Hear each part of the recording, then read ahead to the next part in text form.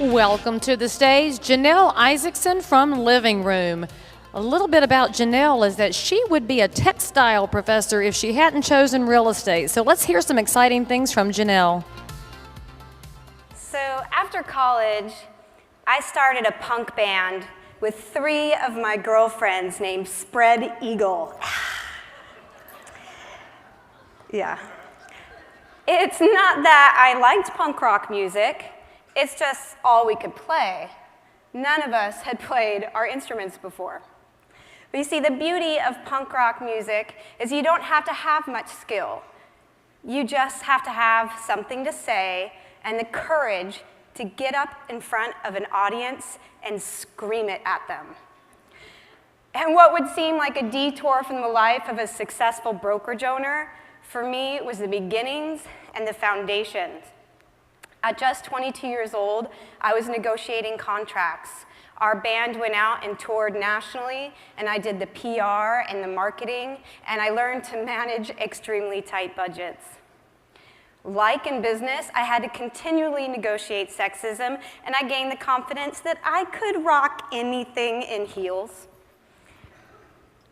This experience gave me the grit and the skills and the confidence that I could rock any business. And when the band finally broke up, the van broke down, and I found myself in Portland, Oregon, I decided with the kind of hustle that I'd learned, I'd get my real estate license. And I built a real estate career on the people that I had met along the way in my life as an artist and a musician. I was the punk rock realtor of our town. I had another band, we'd play shows, I'd hop off stage, go to the bar, and tell people, guess what, you don't have to get evicted for playing your drums too loud anymore. I'm gonna sell you a house. We're gonna fix that problem. And I quickly rose to the top of my industry. I was in the top 10% of sales of my company. But all the marketing that I saw in the industry and the audience that I saw us as realtors talking to, I didn't relate to and I didn't know. I mean, I wasn't a made-for-TV realtor, obviously, and my clients did not resemble that good-looking, straight white couple with the picket fence and the glossy brochures that we keep sending out. I actually don't know any of those people. And I thought, well, rather than get frustrated that it seems like my people are invisible, I thought, wow, this is cool. I think I finally found my stage again. I think I can turn this job that I love into an enormous art project exposing the way people really live. And thought, I'll start my own brokerage. The year was 2009. And things in my life were different. I could no longer live in a van with 3 of my girlfriends. I had a mortgage to pay. I'm the sole income provider for my family, and I had just given birth to my 2nd daughter. I had 2 babies under the age of 18 months old. Everyone told me I was crazy. I could not find any money or any support for this idea. I go to work, even the radio was against me. The only story that played on NPR was about how it was the end of us as an industry. So I turned NPR off and turned Eminem up. Success was my only option. Punk rock thankfully taught me you can't wait for permission, and I refused to sit back down. Every person that told me, maybe you should wait, maybe the kids should get a little bigger, maybe you should wait and see how this market shakes off. I just thought inside, I'll show you, I am going to rock it. I think it's even a better time for me. So I leaned into my punk rock experience, and I put together a business just like I'd put together the band. I needed a good name, I needed awesome people that I could slug it out in the market with, and most importantly, I needed that message and the courage to get up in front of an audience and scream it at them.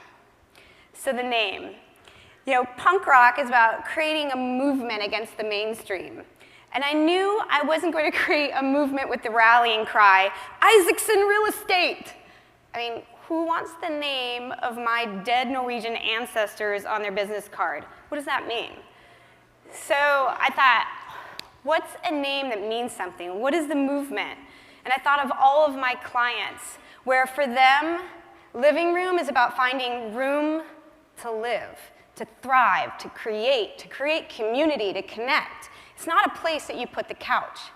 And I was like, there we go. That's my name, living room. And also, I wanted to create a movement, a business, where anyone could be the leader. Anarchy. I'm a punk rocker, right? I want anyone to be able to be the leader. I want it to be able to grow far beyond my name, far beyond my reputation. Because as a business person, it was important to me that not only I would give this business life, but that I could raise it to independence. I got into real estate in the first place for the autonomy and the freedom, and I'll be damned if I was going to give that up so I could see my name written on a door or a sign somewhere in my city. So next step, I got to put the band together. Well, luckily, punk rock taught me technical proficiency is overrated. Because in 2009, I could not judge an agent's current market production as any indicator of their future success. So I had to look for other things. So I looked for people who were giving back to their community. I looked for people that I thought had the courage to say something. And most importantly, I looked for people who had smiles on their faces. Because if they couldn't find the joy in that job at that time, I knew they wouldn't survive, and I couldn't afford to be around them financially or spiritually. I've had those agents that have gone on to such great success come back to me and say, Janelle, how did you know I was going to be so successful? Why'd you take the chance on me? But I looked at them, I saw a sure thing. I mean, how many fully tattooed agents are there in our market? How many agents have skate ramps in their backyard? And how many agents have been faithfully bartending lesbian arm wrestling night? It's true. You had the trust and the authenticity of an entire community of people that no one in our industry was talking to before you. And amplifying these voices, empowering them to tell the stories of each of their clients is and continues to be the secret to our success. Great art isn't censored. Every day on the front of our website is one of these stories. No Photoshop or airbrushing, and sometimes the titles make me blush. There's It's a Gay, Gay World, or Best Little Whorehouse in Portland, or My Ass Might Melt in the Seat of My Prius. It's like, oh. But inside, I know I'm just screaming, yes, yes, because these are the hit songs. These are the titles and the posts that get shared hundreds and thousands of times on social media. They're the reason that without the advertising dollars or marketing budgets of my competitors, we've amassed more Facebook likes than anyone else in our industry. They're the reason in 4 years our sales went from 35 million to 350 million. Thanks. No, thank you. Showing real people in real houses, who would have known? And it's exactly what my competitors were warning everyone about. If you leave and you go work for Living Room Realty, you're going to alienate the higher end market. You're going to alienate other clients. But you see, when you come to our website and you see yourself in this story of two women who bought the perfect house with a garage to convert into a spa-rage, you're not thinking about the price point. You just feel like your needs felt seen and understood. And there's humor and humanity in that. And there's a level of connection that you create that you don't get from looking at listings on Zillow. And listen up, because the anti-punk, that's a poser. And in punk rock, there is nothing worse than a poser, and I cringe when I hear our industry start talking about attracting millennials or attracting the higher end market. You know what millennials have in common? The year they were born. Thank you, right. The luxury market, that they've got money. People want to be seen as individuals. A really great example of a punk rocker at my company is Lauren Dahl. She was a stay-at-home mom with 3 kids, and she started her own at-home sewing business. She transitioned to real estate, and we were talking about, how is she going to be successful? And I was like, just be yourself. She's like, all right. So she shows up to the office in an outfit that she's sewn herself, and then takes photos of herself working.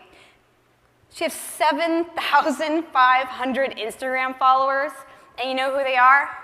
Wealthy women who have the time and the money to sew, and they love her style. And being punk rock like Lauren Dahl means having the courage to piss some people off. She's not speaking to everyone, but she has raving fans in the luxury market. And I think being this kind of punk rocker, this willing to say something, is the only way an agent like Lauren or a company like mine has any hope of being seen. Because unless you're Zillow or Trulia or Redfin, you have no hope of owning the words real estate in a Google search. So you better be willing to say something. And I'd rather risk owning queer punk rock real estate or women who sew her own clothes real estate than risk owning nothing at all. And I'd ask you today, what do you own? What do you own? What can you say? And what can your agent say that Zillow can't? And I know some of you right now might be thinking, well, good for you, Janelle. I've been to Portland. I know that punk rock and tattoos will work in Portland. But how does this scale, and how does this relate to me?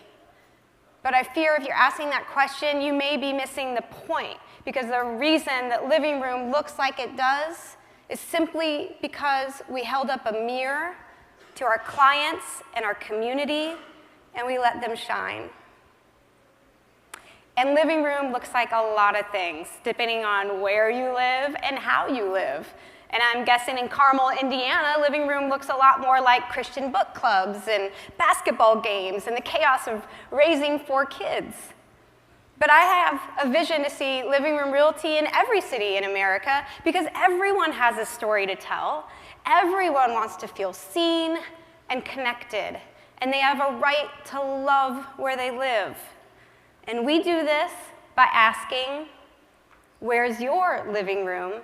And then celebrating the answer regardless of what it looks like. So, back in the day with the band, when we got done with a show, I'd come out, I was the lead singer, I play guitar. I'd come out and I'd say, I want to thank you all for participating in my rock and roll fantasy. Yeah!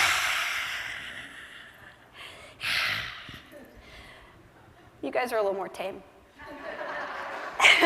But you know what? I just still feel that way. When I come to work and I know that we've told over $1 billion worth of real estate, telling the stories of thousands of people that are authentic and real and true, and I am certain that punk rock fantasies do come true. Thank you.